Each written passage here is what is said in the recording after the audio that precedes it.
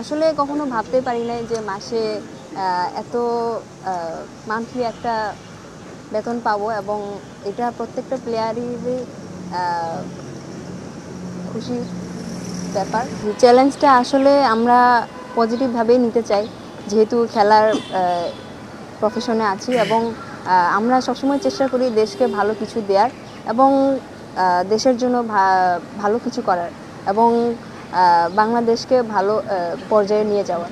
তো এই চ্যালেঞ্জটা আমাদের জন্য কঠিন হবে এবং নিচু পর্যায়ে যারা আছে এখনও খেলা শুরু করছে তাদের জন্য খুবই ভালো হবে এবং তাদেরকে আরও উৎসাহ বাড়াবে। হ্যাঁ, আসলে প্রত্যেকটা প্লেয়ারেরই স্বপ্ন থাকে অলিম্পিকে কোয়ালিফাই করার এবং অলিম্পিকে খেলার। তো যেহেতু এরকম এক সাপোর্ট পাচ্ছি দেশ থেকে এবং দেশের প্রধানমন্ত্রী যে আমাদেরকে সুযোগ করে দিয়েছে, তো আমরা চেষ্টা করব অলিম্পিক পর্যায়ে খেলার এবং আরও ভালো করার।